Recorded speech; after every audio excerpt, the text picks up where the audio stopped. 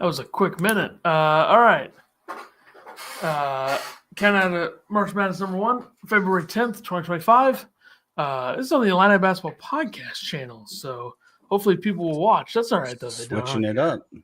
Yeah, I don't care if they watch. I don't need anybody watching. All right. We're on time. Yeah, I mean, normal time for us, so. Yeah, it's fine. We got some stuff to discuss. I mean, it's a big weekend in the sport, big week ahead. I would say this Saturday's got some unbelievable matchups to watch. Obviously, the headliners that, number 1 and number 2 are going to be playing. And also, the big thing with that is that they both play trap games before. So tomorrow night, Auburn plays at Vanderbilt. Alabama plays at Texas. Both of them need to win that game for the good of the sport. You'd have both teams going in, winner state. If Auburn wins, they stay 1. If Alabama wins, they're number 1. So hopefully we get that. Hopefully they don't lose. Everybody should be rooting against Vanderbilt and Texas tomorrow. I don't know if you look back at any of your preseason predictions. I look back at some of mine from a conference standpoint. We already did the Final Four thing on the Illini show. And I'm sticking to Alabama as my national champion, which I had preseason. I have that still. And you got to stick to it, especially when, Alabama's had a good year, 3-loss team, losses coming to Purdue, Oregon, and Mississippi. Weird one there with Ole Miss and a weird one with Oregon, but Oregon was a lot better in November than they are right now. So it's a little more understandable. But they have, wins over Houston. They beat Illinois. They beat Kentucky, Texas A&M. They had some good wins, no doubt. I had ACC winner was Duke. That is likely to happen. I mean, I know Duke lost to Clemson, but they don't have to play them again, and then they play a bunch of other bad teams in the ACC, that's because what the ACC is this year. They are only 1 game ahead of Louisville and Clemson, but I don't think they're going to trip up again. They don't play Louisville again. They don't play Clemson again. So. Yeah. Unless North Carolina beats them, I think they're safe. I think you probably had Duke as well. I had Duke, yeah. I got it pulled up finally. Big 12, I had Kansas, just an outright disaster. Kansas is 7-5 in conference play. They're behind Houston, Arizona, Texas Tech, and Iowa State. If I could go back and do it again, I would have picked Houston. So big mistake there. That's who I picked because I'm a genius. Don't go to the Big Ten. Let's get to the Big Ten, huh? I took UCLA, who, UCLA for their first year in the conference, and where they were like a month ago, they've had a good year. They're 9-4 in conference play, tied with Wisconsin. They're behind Michigan, Michigan State, and Purdue, but they're above, Maryland, Illinois. So I had UCLA. That's not a bad. Yeah, if UCLA doesn't go on that losing streak they did, I mean they're fighting for a chance to win it. So I did. Place a bet on UCLA to win the Big Ten. So I did follow you there. However, I made the crucial mistake of thinking Woodson could actually coach. And I took Indiana.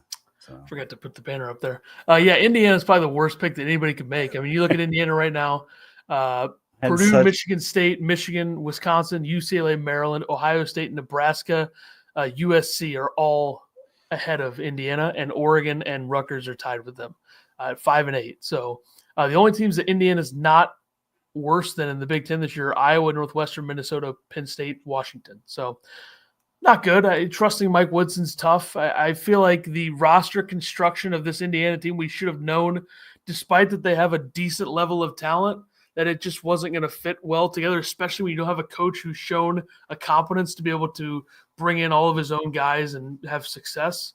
There's been none of that at Indiana. The only reason they made the tournament in the first couple of years was continuity. You bring back one of the best players in the country 2 years in a row, TJJ, Trace Jackson Davis. And, Indiana's bad. We'll talk more Indiana later. I don't want to spend too much time on them. The Big East, I took UConn. I'm not going to apologize for taking the back-to-back champs. They're 4th place right now. They're 8-4. They're behind St. John's, Creighton, Marquette. I probably should have taken into account that I loved St. John's so much going into the year. It kind of surprises me. You picked St. John's to get to the Final Four, and I stand by that. Yeah, but you picked UConn to win it. I also picked UConn. I think this is the safest pick. Yeah, it's the best effing coach in college basketball. Absolutely, no doubt. SEC, I took Alabama. They are in 2nd but they're tied. So I don't really know how the tiebreaker works there. But they're both 9-1 and they play this week, so I guess we'll find out. But I still feel good about picking Alabama there. Yeah, I also took Alabama. Auburn's been really good. I mean, definitely has looked like the best team in the country most of the season. So there are 3 top 40 teams in the top 15 of adjusted tempo. It's Alabama, New Mexico, and Illinois. So really, do with that information what you will, I guess.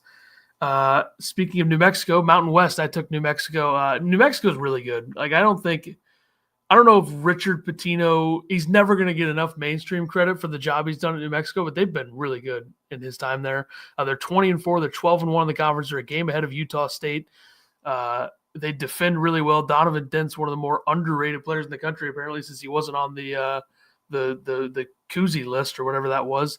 They still got some vets there too. Obviously, Nelly Jr. Joseph transfer from, I believe, Iona. Yeah, he's an Iona guy for 3 years under Rick Pitino. He's played 2 years under Richard. So great pick there by me, New Mexico. Even though they only are one game, they got Sunday this week that they play Utah State. That'll be a big one. Be a huge one. We can skip my pick. San Jose State? No. The team right in front of them, though. Nevada. 5-7 Nevada. Yeah. I mean, they're probably a little bit better. They're a little bit better in that record. You know me, and when we get down into these other conferences, well, now's the time to start watching them. Some great games this week. True. Mid-major basketball is being totally looked past this year. It's ridiculous. We'll talk about that later in like 2 hours. Missouri Valley, I went with Bradley. I just didn't know how good Drake would be year one with Ben McCollum. Those two play this week as well, though, Bradley and Drake. Bradley's still in the mix here. They're in second place, tied with Northern Iowa, 10-4. They're 2 games behind Drake, who's 12-2. Lost 3 of their last 4. So it's a tough slide for Bradley. AAC, I just didn't trust Penny Hardaway coming into the year, I guess. I don't know. They're 10-1. They lead Memphis, but I went UAB, who's second, 8-2. I think they play this week. What are we talking about? The A10? AAC. Oh, the AAC. I picked Memphis. Sorry. All right, good. It just comes down to the team this is. St. Joseph's. Yeah, it's A10. They win it? I don't think so. For UAB, it just comes down to a lack of defense. I mean, they're 246 in the country in efficiency. The 2 teams around them in conference are Memphis, who's 46th, and North Texas, who's 38th. So if UAB was a little stronger defensively, I think they'd be maybe right there. I don't know. Who's to say? We'll go to the A10 now, where you took St. Joseph's, who is 5-5, middle of the pack. I went with St. Louis. They're in third. They're 7-4. George Mason's having a big time year under Tony Skinn. They have the nation's 6th longest win streak at 9 games. They defend their asses off. They're 13th in the country in defensive efficiency. They're 4th in 2-point percentage on the defensive end and 12th in 3-point percentage. I worry about teams like that, though, when it comes to conference tournaments. I think VCU is the best team in this conference, but George Mason's leading the way at 10-1. VCU is 9-2. But I think VCU is the better team, and I went St. Louis, and they're in third, so they're not dead yet. And Dayton's been really disappointing. West Coast Conference. This is brutal. The Gonzaga Bulldogs. Yeah, they're 9-3, the third behind St. Mary's and San Francisco. I still think Gonzaga is the best team in this conference when it's when all 3 of those top 3 are playing at their peak. I'll take Gonzaga over any of them. Really? But Gonzaga plays San Francisco on Thursday. St. Mary's plays Santa Clara tomorrow night. That'll be a good game. But I still think Gonzaga wins this conference tournament. The WAC, Western Athletic Conference. Wow. I went with Grand Canyon. Yeah. They're in second. They're behind Utah Valley. Utah Valley's 9-1. Grand Canyon's 7-2. A little disappointing with Grand Canyon being 7-2 right now, but they got the best player in this conference, and I think they'll figure it out. Conference USA. I went with Liberty, who's in second, I believe. I went Western Kentucky, who is 5-6. My first real bad one. Yeah. Jacksonville State leading the conference at 9-2. Yeah. They I like Liberty still, though, over Jacksonville State when it comes down to it. Sunbelt, Arkansas State. I mean, that was a layup for those in the know. Yeah, I went with my boy Curbelo at Southern Miss. Southern Miss is 5-7. Is Curbelo even on the team anymore? I don't think so. Arkansas State leads the way at 9-3. Southern Miss, by the way, started the year 2-1, and they are 8-14 since. And Andre Curbelo is nowhere to be seen. Oh, there he is. Oh, he's still playing. Yeah, he's cooking. He had 0 points, 5 rebounds, and 12 assists, 4 turnovers, 1 block, 4 steals in 31 minutes in the last game. That is the most Curbelo game ever right there. But then the game before that against App State, he had 16, 3, and 7 with 4 turnovers. He's getting steals, too. I mean, he's still playing solid ball. Yeah. All right. Yeah, I'm sticking with Alabama national champion. So headlines: Purdue leading the Big Ten once again. Purdue 19-5. They're 11-2 in conference play. 2 conference losses are they lost at Mackey to Ohio State and they lost at Penn State. They started the year in conference play 0-1, and obviously they're 11-1 since. So they have the 2 best players in the conference by a lot of measures, I would say, with Braden Smith and Trey Kaufman-Renn, at least in the stats department. Those are probably the 2 best guys. I don't know if they're the actual, I think if Derek Queen develops a little bit more down the stretch, I think he could be just as effective, but maybe that's being, too maybe anti-Purdue, but they've clearly been the best team. I mean, offensive efficiency in conference play, they're way better than anybody. Defensive efficiency in conference play, they're second behind Michigan State. They guard the 3 well. They shoot the 3 well. The only teams in conference play that have been better than them from 3 are Wisconsin, Iowa, and Maryland. And yeah, Matt Painter's doing the thing again, and I don't think anybody should be that surprised. I mean, this team didn't lose that many guys. They obviously lost Edey, which was the big one, but then they lost Lance Jones and a couple others, but you still bring back TKR, you bring back Smith, Lawyer, First. Yeah, that's the thing with Braden Smith. Like, he'll make your center, as Zach Edey or not, he's going to make a center look good. And TKR's he was good last year, even with Edey on the team. He's just a big bodied fella. So, and Braden Smith is the best passer I've ever seen. So that's good. I think there's a certain level of consistency that TKR has too. He'll have 15 to 25 points. He'll make 7 to 12 shots in the paint, and he'll usually make the majority of his free throws, and he'll have anywhere from 2 to 6 or 7 offensive rebounds. He'll mix in some assists here and there. Just had a really, really consistent season. He's been the MVP on KenPom in 3 of their last 6 games. So he's been playing well. Even in the loss to Ohio State, he had 26 and 7. Yeah. It's weird that he was left off all the midseason lists. Yeah. But keep in mind, I don't know if that's because they, some people thought he was a 4, some people thought he was a 5. How do you place that guy? Does that get split up? Does anybody know how that voting works? Or no? So voting sucks. It's kind of insane that he wasn't on that either. Keep in mind that this guy had 15 or more points 3 times last year, and it was against Jacksonville, Illinois, of course, and he had 18 against Utah State in the tournament last year, and then this year he's pretty much had 15 plus in every game with the exception of 3 or 4. So, he's been really good. Purdue's been really good. St. John's rolling under Rick Pitino. I believe their highest ranking in a billion years or something today, right? Probably right. I mean, what a year they're having. Billion sounds right. Yeah, pretty insane. Say the first game I really watched of St. John's was that UConn game. And it's just their length is unbelievable. I don't know what their starting lineup is, but they all look like they're 6'8" with 7-foot wingspans. Yeah, they're number 9 right now in the AP poll. It's their highest ranked. Hang on. What's up, Bootzilla? Thanks for hanging out. Hold on. This tweet is so confusing from Jeff Borzillo. Highest ranking since Felipe Lopez or Ron Artest, Bootzilla says. St. John's is the highest ranked Big East team in an in-season AP poll for the first time since 1990. What does that even mean?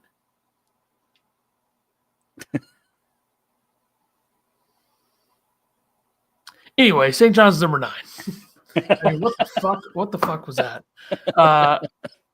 St. John's is really good. Yeah, I mean, one thing I have concerns about though is like if they need to make a big shot, their offense is not great. I'm a little worried about that. Like it's kind of RJ Luis or Kadari Richmond or bust on the offensive end, and well, that Luis could be a bit of really good. He's got a really good mid-range game. Or at least he did against UConn. I don't know if that's all the time. And I'm very happy that Kadari Richmond transferred from Seton Hall to St. John's. Like he's such a Big East player. Even his first year of his career was at Syracuse. Like that's essentially a Big East team. And then he played 3 at Seton Hall, and then this one. Like I think that was just a phenomenal move by him. He's a guard who doesn't really shoot the 3 well, or at least hasn't in the last few years. I mean, he shot 44% on 36 attempts in his 3rd season. But he's at 21% this year, but he does a lot of other things really well. He kills guys inside the perimeter. I mean, he was 8 for 12 from 2 against Providence, 8 for 12 from 2 against Marquette, and doing it with they have the length. I mean, that's the thing that you said. I mean, they're 47th in average height, but if you look at the guys that are rolling out there, they're 6'9", 6'7", 6'7", 6'6", 6'4". They got 6'10" Ruben Prey off the bench. They got Davion Smith, who's their smallest guy, or Davon Smith, it looks like. No, the I becomes before the V. They don't play a lot of guys either. Like they essentially played 6 guys against UConn, and they have the length. Like if you look at UConn's backcourt, as athletic and as good as UConn is from a talent perspective, they're 6'3", 6'2" in the backcourt. Well, St. John's is rolling out Simeon Wilcher, who's a talented sophomore, who's in his 2nd year under Pitino, and Kadari Richmond, who's 6'6", and just guards. Like the guy played 3 years at Seton Hall. He's going to be able to guard. And that's what they do really well. They're the number 2 defensive efficiency in the country. They don't guard the 3 very well for a defense as good as them. That may be a bit of a concern, but I mean, you just look at the schedule. This team's got a really good chance to finish strong. They're 21-3, 12-1 in conference play. And it'll be nice to see a Rick Pitino St. John's team with like a 3 or 4 seed, maybe even a 2 seed in the NCAA tournament. So I think it's a great thing for collegiate hoops. Indiana, we discussed a little bit earlier. Indiana's going to hire a new coach after the season. Mike Woodson's out, gone, hanging it up, couldn't handle the pressure. Do you still think Dusty May is going to be the guy there? I don't know. I mean, you said it, not me. Well, I think that Dusty May would be open to talk. I don't know if that necessarily means that he will be the guy. Interesting. That's my thought on it. So I still think they're gonna realize that their best move is to hire Chris Beard, and I think they hire Chris Beard. I hate that for being an Illini fan. Yeah, I mean anybody could screw up at Indiana, but I don't think he would. Right. Yeah. They've been a disaster. I can't believe you trusted them. You know, we've pretty much done the same thing with Indiana the last 2 years, right? Like last year going into the year, it's like, oh my God, look at this roster. Yeah. Dusty May's non-answer was interesting after the Michigan-Indiana game. That's the only reason why I think that there is a chance. I mean, he basically just said, I love Michigan. I love it here, but he never said, I think they even followed up with like, will you confirm you're at Michigan? And he never like flat out said, I'm here. Like, I'm not going anywhere. So who knows? I mean, if that is Dusty May's dream job, you know, if that's where he wants to be, then yeah, I think there's a really good chance it happens. Fine. The SEC, elite at the top, no doubt about it. Nobody can deny me. You have Auburn, Alabama, Florida, Tennessee, Texas A&M's good, Ole Miss is good, Missouri's good, Kentucky's good, and then the list kind of stops there for me. I don't trust Mississippi State or Texas. But it's nice to see a program like Florida back to being what they are. I mean, Florida is elite in every sense of the word. That is a matchup that I would love to see in the Elite Eight of the Final Four is Florida St. John's. Because St. John's perimeter with that length and defense against Florida's perimeter, which I think I would put Florida's perimeter up against anybody probably. I mean, you have Walter Clayton, I think, is a top 3 point guard in the country. From a scoring perspective, I think he's probably the best. He shoots at 36% from 3. He's had a bunch of big-time games this year. The game that they lost to Missouri, he had 28. He had 33 against Kentucky, 25 against Arizona State, 27 against a dreadful Virginia team, but he makes a lot of threes. And his struggles this year have been in games against teams that defend like Tennessee. So I'd like to see this Florida team go up against St. John's. I think that'd be a phenomenal matchup. Elijah Martin didn't play in the game they beat Auburn. He had been scoring quite a bit in a few games before the last couple, before going out. Will Richards, a guy who's played 3 years at Florida now. He can score, especially when it comes to knocking down threes. He shot 40% from 3 2 years ago.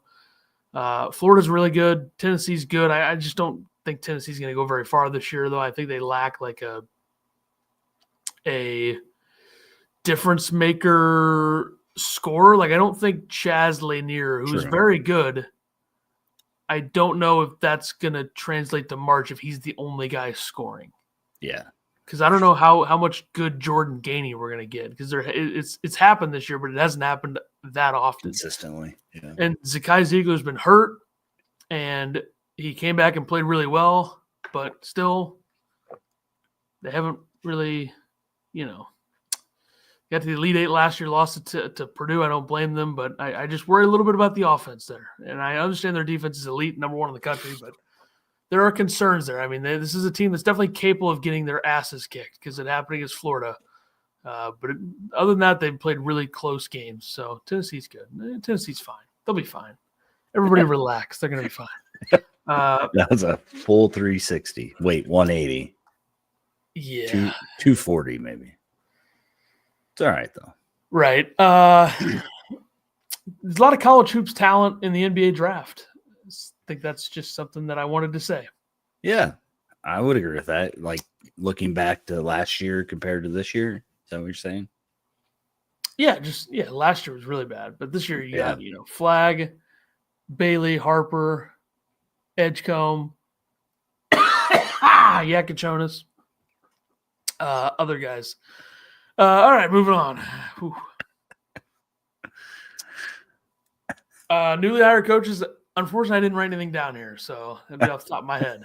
Okay. Let me try to think for a second here. Let's think of one. Oh, Pat Kelsey. Pat Kelsey's done a great job at Louisville year 1. Yeah. Good for him. Doug Gottlieb. Yeah, Doug Gottlieb's had a big time year at Green Bay. They've been really good. Darian DeVries at West Virginia. That team's 15-8. Solid. Yeah. Dusty May at Michigan. Yeah. Nice job by him. That's good for all those guys, huh? Kyle Smith's done an okay job at Stanford. Year 1, 16-8, 8-5 in a terrible ACC. Not going to make the tournament, but done an okay job. And that's where we'll cut the list, huh? Yeah, that sounds good. I found this grouping of 5 teams to be very interesting. Going into Saturday, Ken Palm's 35 through 40 was Oklahoma, UConn, Georgia, Oregon, New Mexico, North Carolina. And I thought I'd re-rank those. It's fun. Okay. You want me to give you mine and then you can go ahead. Yeah. Okay, I would go UConn, okay, New Mexico, Oregon, Georgia, Oklahoma, and North Carolina.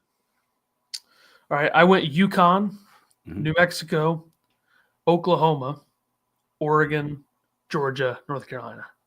Okay. So the takeaway is that we both think North Carolina blows. Yeah, North Carolina's real bad. They'll probably beat Clemson tonight, but I was extremely tempted to put New Mexico ahead of UConn because it's not that crazy. By the metrics right now, UConn is the 34th best team in the country, whereas New Mexico would be 35th. And from a talent perspective, I understand that UConn's got, an NBA guy in McNeely, but from like a veteran, old, experienced, lengthy New Mexico team, I don't think that them playing each other in New Mexico beating them is that crazy. So I think number 1, number 2 is very close. So I think there's a little bit of a gap. Oklahoma, I put ahead of Oregon just because I just don't trust Oregon's like consistency or perimeter at all. Oklahoma's got Fierce, who's a lottery pick guy running their offense. I think at this point in their careers, Porter Moser has been a bit more effective as a coach than Dana Altman in the last 2 years. But the problem with Porter Moser is that they are struggling to win in conference play. Yeah. That's where they've been killed. I mean, they went 8-10 last year in the Big 12. This year, in a very good SEC, they're 3-7. So that's the big struggle. But North Carolina is terrible, and Georgia, they're 4-7 in a very good SEC, but it's tough. The SEC is just death. It's really, really hard conference to be in. Yeah, it is. Another NBA guy with Georgia as well, though, Asa Newell, who's been phenomenal in the past couple weeks. National Player of the Year race. It's Cooper Flagg, Janai Broom, and then everyone else. I mean, Braden Smith is probably right behind them, I guess. Cam Jones. Cam Jones has also had a really good year at Marquette. But right now, if I had to vote, I would probably give it to Janai Broom at Auburn. But that's just me. I mean, just a way harder conference. Yeah, I think I'm in the same boat as you there. They're right behind us. Flagg's behind me, and Broom's behind you. And TJ Altenberger's in the middle. On the background, so. Oh, on the thing. Okay, I was very confused. Yeah. That's on you. What's up, Eric? Coach of the year. Who you got? Go. Give me a name. Oh, right off the rip like that? I didn't even look. Pat Kelsey. Yeah, I like that. That's a good one. I mean, he's 18-6. I know the ACC sucks, but 18-6, 11-2. They destroyed Indiana in non-conference. They beat West Virginia. They held their own against Oklahoma and Duke. I think Painter's probably up there just because losing the National Player of the Year. Todd Golden as well, Florida. Yeah. Grant McCaslin, Texas Tech. Patino, St. John's. Dusty May. Patino is a good one, I think. Dennis Gates. What were they last? What was St. John's last year? They were straight on the bubble. They went 20-13, 11-9 in conference play. So they've already surpassed their conference win total. They were 11-9 last year. They're 12-1 this year. Dennis Gates, Missouri. Nick Cronin. Yeah. Did you text his brother yet? No, I don't want to bother.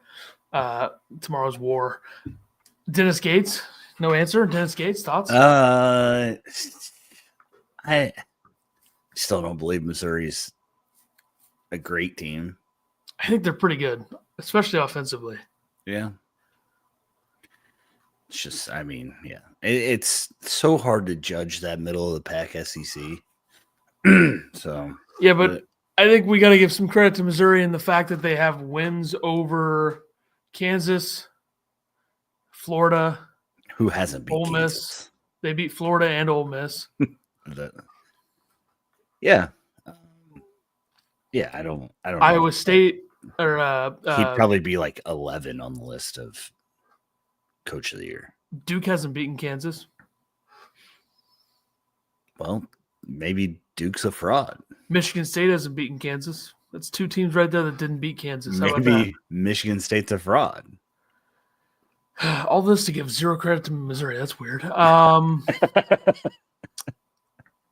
Let's see. Who else? That might be it for, notable. I mean, Ben McCollum, 22-2 at Drake. That's notable at least. I give a little credit to Mark Byington, former James Madison head coach at Vanderbilt. They've been good this year. I mean, that team is 5-5 in the SEC is a very good record for a team like Vanderbilt. Yeah, they've won some good games. They beat Tennessee. They beat Kentucky. They beat Texas. Yeah.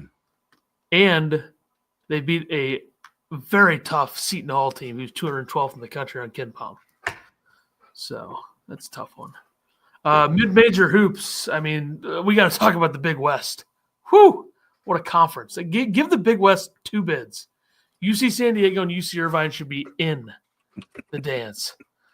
UC Irvine and UC San Diego are 20-4, 10-2 in conference play. UC Irvine lost to UC San Diego by 18. UC San Diego is like a legitimate top 50 team, I think. So put them in. I've already talked about how good Drake is year one. George Mason, VCU, elite level defenses in the Atlantic 10. Both teams, in terms of efficiency, are in the top 25. George Mason 13th going into today. North Texas or UAB. I can see one of these teams stealing the auto bid in the Conference USA. Memphis leads it. Memphis has wins over UConn and Michigan State, and they shoot 40% from three. So that may be make a little less confident in UAB or North Texas stealing a bid. But if UAB gets hot and Memphis can't guard them, which I think they can, but if they can't in that specific scenario, the beauty of the one and done game in a conference tournament is that UAB or North Texas could steal that auto bid. Memphis is going to be in no matter what, but that's not the point. Yeah. I think Memphis is going to be in no matter what. I mean, I understand that their metrics aren't that good. What are they in the net? I don't know what they are in the net. What are they in KenPom? 44th, which is a bit concerning, I guess, if you're them. That is, yeah. In the net, which is really what matters, at this point. They are – I can't even find them. They got to be down there in the 40s, right? Yeah, 45th. That's a concern. Samford, Chattanooga, and Wofford all have top 100 efficiency offenses in the country out of the SoCon. So keep an eye on that. High Point has an elite offense at that level. High Point's offense is 28th in the country in efficiency right now. They bomb it from three, 38%. They make twos, and they're really good from the free throw line. Well-coached, strong team. Alan Huss, year 2 there. He's 22-5 in the Big South in 2 years and 48-14 overall. They did not make the NCAA tournament last year. They lost to Seattle by 10. Tough one there, but they're going to win it this year. High Point wins the Big South. Put your mortgages on it.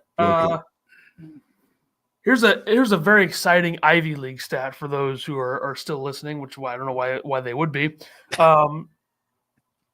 Columbia's offense ranks 106th in offensive efficiency. Now, in the Ivy League, if you're 106th in offensive efficiency, that's pretty good. Despite that offense, nearly a top 100 offensive efficiency in the country, they're 0-6 in conference play. Very troubling if you're a Columbia fan. I don't know if there's any out there, but it's not good. Hate to say it, but that's not good. All right, let's do my top 24, which is going to age poorly now that Auburn is still number 1 because I have Auburn number 3. I have Alabama number 1. I have Duke number 2. I have Auburn number 3, Tennessee 4, Florida 5. So the top 5, that's 4 SEC and an ACC. Hold on. Duke lost and you moved Auburn behind them? I would have had Duke number 1 going in. Okay. Gotcha. But now that I really think about it, maybe I'm wrong. I mean, Duke is the only team in the country that's top 5 in offensive and defensive efficiency. So, and they have the most talented player in the country by far. It's not even close. Okay. I understand that he chokes in crunch time, but guess what? If he's going to do that in the regular season, what if he learns from it and doesn't do that in the tournament? You still think Illinois is going to pound him at Madison Square Garden? Oh, yeah. Okay. Yeah. That won't affect, just all right. Illinois is a little too good for Duke that night. Trust me. Illinois is going to put up at least 100. That's all they do in that arena is score. They did it against FAU. They did it against Texas. They'll do it again. Okay. Number 6, Purdue. Suck on that. 7, Houston. I haven't had a Houston, though. Respect to me for that because I think a lot of people would have Houston ahead of them. Houston is 19-4. They have elite metrics. They're really good. I think the AP poll has them ahead of them. There you go. St. John's 8. I really want to put St. John's like 3, but I don't know if I can justify that just yet. If St. John's wins their next 2, which I don't even know, I think they play like Creighton or something. Yeah. If they do that, then St. John's might be number 1. Texas A&M 9. Iowa State, I still like, but there's trouble there. I put them 10. Michigan State 11. Arizona 12. Texas Tech 13, UCLA 14, Michigan 15, Missouri 16, Memphis 17, New Mexico 18. Now, if I could redo that, I would put New Mexico ahead of Memphis, no doubt. Gonzaga 19, Kentucky 20, Illinois 21. Wow. UConn 22, Creighton, who's really pulled themselves out of it, 23, Ole Miss 24. Now, keep in mind, folks, I spent 3 minutes on this, so I probably had a couple mess ups. So keep that in mind when you're, reviewing. Too high on Missouri, you think? Huh? Am I too high on Missouri? I think that they probably have deserved it with their wins, but I don't know. Do you have Wisconsin ranked? I wasn't listening. Yeah, I think I forgot them. Okay, all right. Let's remove 16th in the AP. Memphis is out completely, and we're putting Wisconsin 17th. Okay, that works. By the way, right now, Bracket Matrix, as we get to the bracketology section, Bracket Matrix has the 1 seeds is Auburn, Duke, Alabama, Tennessee. 2 seeds Houston, Florida, Purdue, Texas A&M. 3 seeds Iowa State, Kansas, Marquette, Michigan State. 4 seeds Texas Tech, Wisconsin, Arizona, Kentucky. 5 seeds St. John's, Ole Miss, Michigan, Missouri. 6 seeds Illinois, Memphis, UCLA, Maryland. 7 seeds Oregon, Mississippi State, Louisville, Creighton. 8 seeds UConn, St. Oh God, if UConn's an 8 seed, teams might be pissed. Especially if UConn starts to put it together consistently, they'll be better than that. But still, Clemson, Baylor. 9 seeds Oklahoma, Gonzaga, Utah State, West Virginia. 10 seeds New Mexico, Ohio State, Texas, Georgia. 11 seeds Vanderbilt, San Diego State, Nebraska, BYU, Wake Forest, and Drake. So I think if you're a 6 seed, you definitely don't want to play San Diego State. And if you're a 7 seed, you certainly don't want to play New Mexico. Yeah. I think that this year, for some reason, just looking at people's bracketology, that there could be so much movement in the last 6 games or whatever teams have right now. You could see teams going from a 7 seed to a 3 seed, and teams falling from a 3 seed to an 8 seed. And it seems like there's more movement this year than in past years. I don't know if that's true. Just what I see from, me being an idiot looking at Twitter. So no doubt. If you are a 5 seed, this could be a really difficult year for 5 seeds in terms of matchups. Because if you're playing the winner of the Big West, then you're playing George Mason and McNeese and Arkansas State. That is a tough spot to be in. Yeah. So we'll see. All right. We're going to do this in under an hour, I think. Part of that's probably the delayed start probably was an issue, but next week I'll make sure we get to 3 hours. Games of the week. Tonight there are 2 that I put, and one of them I really don't think people should watch, but it's, just throw it on there because there's nothing else. And that's, North Carolina, Clemson. Yeah. And then obviously Baylor, Houston. You think Baylor has a chance? We'll get to that in a little bit, won't we? I guess we will. Tuesday. I didn't know that we Tuesday. Go ahead and Tuesday. Oh, what's going on Tuesday? We got a lot of basketball on Tuesday. We got Auburn going to Vanderbilt. Ethan really likes Vanderbilt, so that's probably an upset. Florida is going to Mississippi State, 3-22. Tennessee's playing Kentucky. I mean, it just seems like every SEC game is a ranked game, right? So yeah. Purdue goes to Michigan. So that's a big one for the Battle of the Big Ten. I believe they're both 9-2 or 10-2 or whatever they're. No. Okay, I'm an idiot. I think Michigan's 10-3 and Purdue's 11-2, I think. Oh. All right. Well, still a big one. Iowa State plays Central Florida. Nobody cares. Red hot Kansas State plays Arizona. Nobody cares about that game. As you mentioned, Alabama goes to Texas. Georgia goes to Texas A&M. Nobody cares about Indiana. UConn, Creighton. And then, UConn, Creighton. Santa Clara at St. Mary's. And then there's probably some other games that you guys would love to see. Let's BYU see. at West Virginia. Yeah. Oh, Pitt at SMU. 25 teams. Sorry. All right. Well, that's it. The list is gone now. Loyola Chicago at Richmond. Big Nope. one in the A10. All right.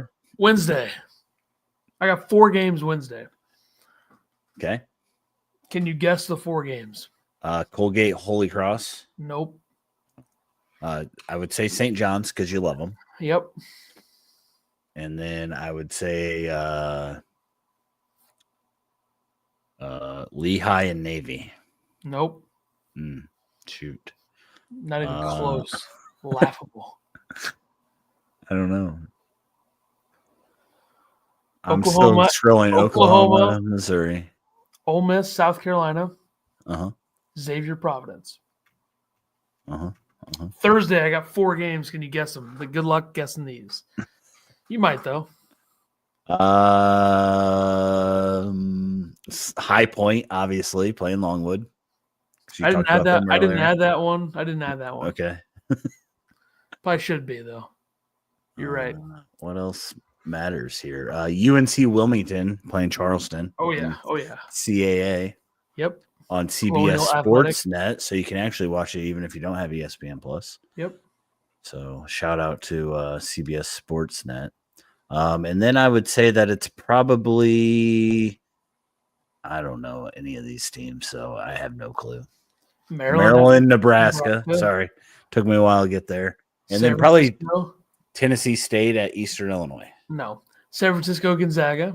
Oh, UC Riverside's playing UC Davis. No. Jacksonville State at Sam Houston State.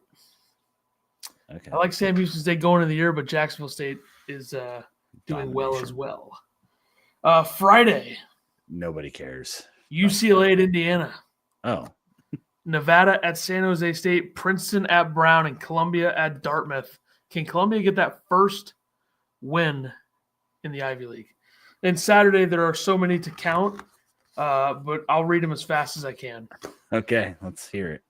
Auburn, Alabama, Houston, Arizona, Michigan State, Illinois, Kentucky, and Texas, Wisconsin, and Purdue, Missouri, at Georgia, Mississippi State, at Ole Miss, Clemson, at Florida State, Boise State, San Diego State, Villanova, Providence, Kansas, Utah, West Virginia, Baylor, Arkansas, Texas A&M, UCF at Colorado, Kansas State at BYU, Wake Forest at SMU, Samford at Wofford, Troy at Arkansas State, High Point at Winthrop. That was impressive. Sunday, Michigan at Ohio State, Nebraska, Northwestern, Creighton at St. John's, Utah State at New Mexico, Rutgers at Oregon, Iowa at Maryland, Bradley at Drake, South Dakota State, South Dakota, University of South Florida at UAB. All right, there you go. Big games of the weekend and 5 picks of the week. My 5 picks.